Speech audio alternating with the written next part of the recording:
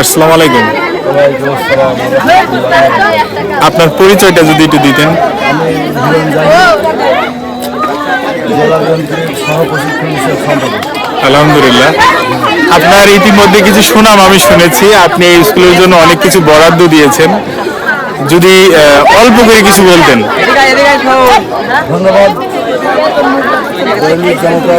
দৈনিক জনতার খবর। আমি আসলে এই গ্রামের সন্তান, আর এই স্কুলে আমার শৈশব কৈশোর।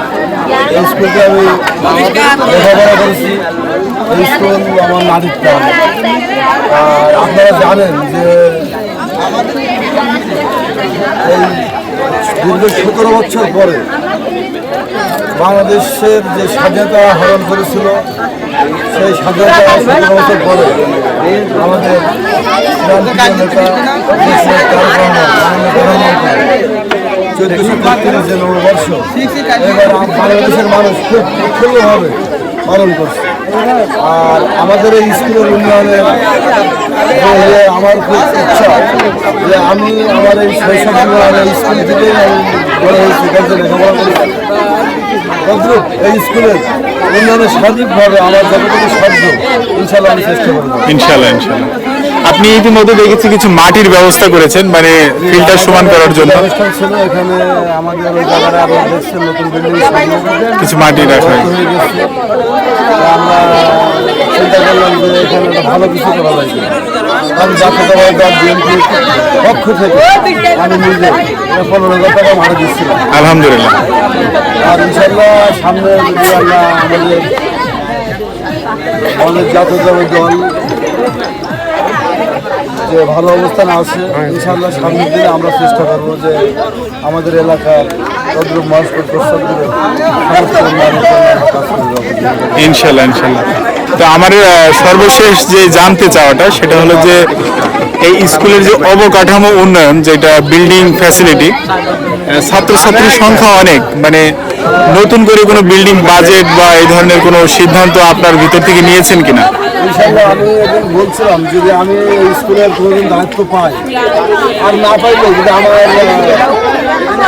দল ক্ষমতা ইনশাল্লাহ আছে, আর এই ক্ষমতায় থাকার মধ্যে আমার যদি ভালো রাখতে পারলাম ইনশাল্লাহ আমি এই স্কুলের বিল্ডিং, এবং আপনারা জানেন যে এখানে একটা কমার্সের সাবজেক্ট নেই, আমরা এখানে কমার্স করবো।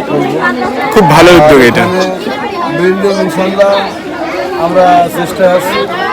আমাদের জেলা বিএনপির সভাপতি এবং সাধারণ সম্পাদক সহ আমাদের থানা বিএনপির সভাপতি সেক্রেটারি আমাদেরকে মাঠে নিয়েছে। আমরা ইনশাল্লাহ আমাদের এই স্কুলের উন্নয়নের জন্য আমরা সর্বোচ্চ কাজ করে যাবেন। আরেকটা কথা, এই স্কুলে কোনো শিক্ষকের ঘাটতি আছে কিনা এখন পর্যন্ত আপনার জানা সত্ত্বে? আমার জানা মতো এখানে যারা শিক্ষক আছে তারা সবাই ভালো, এবং তারা শারীরিকভাবে চেষ্টা করে যে এখানে স্কুলের পরিবেশ উন্নয়নের জন্য। আপনারা জানেন কিনা জানেন না, 2023 সালে এই তালসর হাই স্কুল মহেশপুর উপজেলার দ্বিতীয় স্থান অধিকার রেজাল্টের দিক থেকে, যেখানে 12 জন ছাত্রছাত্রী A+ সহ গোল্ডেন পায়, এবং এর মধ্যে 5 জন বৃত্তি পাইছে।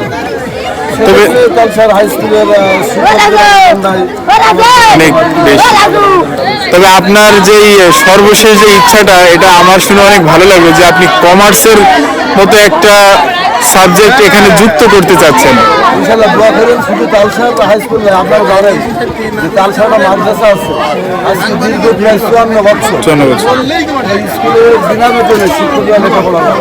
আলহামদুলিল্লাহ। একাডেমিক স্বীকৃতি আছে, কিন্তু আমি বেতন আমি এই ঐতিহ্যবাহী তালসার, এই তালসারের উন্নয়নের জন্য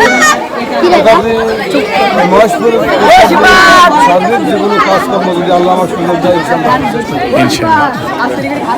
তো সর্বশেষ যেই কথাটি দিয়ে আপনি শেষ করবেন, এই স্কুলের জন্য অবকাঠামো উন্নয়ন আপনি সকল দিকে খেয়াল খবর রাখছেন, আর যদি কোনো শিক্ষক, আমার তরফ থেকে চাওয়া, যদি কোনো শিক্ষক বিনা বেতনে কাজ করে, যেটা বললেন যে মাদ্রাসার যেই শিক্ষকগুলো এখনো বিনা বেতনে কাজ করছে অনেকে, তাদের জন্য যে পদক্ষেপটা নেবেন এটা কি অতি দ্রুত নেবেন না আগের সময়? এই বিষয়ে কথা বলছি, যদি সেরকম প্রোটোকল থাকে বা ইয়ে থাকে, আমরা ইনশাল্লাহ চেষ্টা করবো যে ইনশাল্লাহ, আমাদের এই তালসা মাদ্রাসাটা আপনারাও মিডিয়ার মাধ্যমে জানাবেন ইনশাল্লাহ। যে এটা দেখেন আজ 54 বছর প্রায় মানে আমার জানা মতে প্রায় 4 পুরুষ 4 পুরুষ শিক্ষক ওই জায়গায় লিডার হয়ে গেছে। স্বাভাবিকভাবে তাদের এই যে ঐতিহ্যবাহী গ্রামের ঐতিহ্যবাহী মাদ্রাসায় আজ বেতন হিসাবে ঢুকতে পারছে। ধন্যবাদ আপনাকে অসংখ্য। আমাদের নেতা তারেক রহমানেরও অন্তত দৃষ্টি গেছিল দৃষ্টি গেছিল। মাদ্রাসায় যাওয়ার জন্য আমরা বেতন পাই। ইনশাল্লাহ ইনশাল্লাহ।